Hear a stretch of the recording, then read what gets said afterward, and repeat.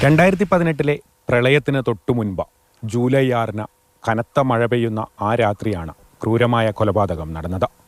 മാനന്തവാടി കുറ്റ്യാടി റോഡരികിലെ വീട്ടിൽ കിടന്നുറങ്ങുകയായിരുന്ന ഉമ്മറും ഭാര്യ ഫാത്തിമയുമാണ് ആക്രമിക്കപ്പെട്ടത്. നവദമ്പതികളെ കിടപ്പുമുറിയിൽ കയറി കൊലപ്പെടുത്തിയ സംഭവം നാടിനെ ആകെ നടുക്കി. നമ്മുടെ നാട്ടിലായത്ത ഒരു സംഭവമാണ് അത്. അങ്ങനെ ഒരു സംഭവം അതിന് മുമ്പ് റിപ്പോർട്ട് ചെയ്യപ്പെട്ടിട്ടില്ല.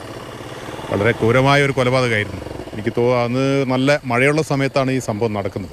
രാത്രിക്കാണ് ഈ സംഭവം നടന്നതാണ് പിന്നീട് മനസ്സിലായിട്ടുള്ളത്. നേരം വെളുത്തിട്ട് ഇവരെ വീട്ടിൽ നിന്ന് ആളുകൾ അന്വേഷിച്ച് വരുമ്പോൾ കാണാത്തതുകൊണ്ട് അന്വേഷിച്ച് വന്നപ്പോഴാണ് ഉമ്മയാണ് ഇത് ആദ്യം കാണുന്നത്. മോഷണ ശ്രമമാണ് കൊലപാതകത്തിന് പിന്നിലെന്ന് വ്യക്തമായെങ്കിലും 2 മാസത്തോളം പ്രതിയെക്കുറിച്ച് പോലീസിന് ഒരു തുമ്പും കിട്ടിയില്ല. കേസുമായി ബന്ധപ്പെട്ട 700ഓളം പേരെയാണ് നിരീക്ഷിച്ചത്. ഒടുവിൽ സ്ഥിരം കുറ്റവാളിയായ തൊട്ടിൽപ്പാലം സ്വദേശി വിശ്വനാഥനാണ് കൃത്യം നടത്തിയതെന്ന് പോലീസ് കണ്ടെത്തി. ഒരു എവിഡൻസും അവശേഷിപ്പിക്കാതാണ് ഇയാൾ കൃത്യം നടത്തിയത്. ഇയാളെ സംബന്ധിച്ച് ഒരുപാട് ക്രിമിനൽ പശ്ചാത്തലം ഉണ്ടെന്നാണ് പിന്നീട് മനസ്സിലായത്. അത് ഇതേ സമാന സ്വഭാവമുള്ള കുറ്റകൃത്യങ്ങളുടെ ലിസ്റ്റ് എടുത്ത് അങ്ങനെ നടത്തിയ ഒരു അന്വേഷണത്തിന്റെ ഫലമായിട്ടാണ് ഇയാളിലേക്ക് എത്താൻ കഴിഞ്ഞിട്ടുള്ളത്. നിരവധി കേസുകളിൽ പ്രതിയായിരുന്ന വിശ്വനാഥൻ ജാമ്യത്തിലിറങ്ങി വീണ്ടും കുറ്റകൃത്യങ്ങളിൽ ഏർപ്പെടുകയായിരുന്നു. രാത്രി റോഡരികിലെ വീട്ടിൽ മോഷണത്തിന് കയറി.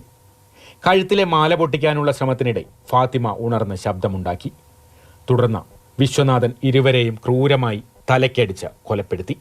തെളിവുകളില്ലാതാക്കാൻ പരമാവധി ശ്രമിച്ചിരുന്നെങ്കിലും വിചാരണ കോടതി വിശ്വനാഥനെ വധശിക്ഷയ്ക്ക് വിധിച്ചു. എങ്കിലും ഉമ്മറിന്റെയും ഫാത്തിമയുടെയും കുടുംബത്തെ ആ കൊടും ക്രൂരതയുടെ ഓർമ്മകൾ ഇന്നും വേട്ടയാടുകയാണ്. മാതൃഭൂമി ന്യൂസ്, വയനാട്.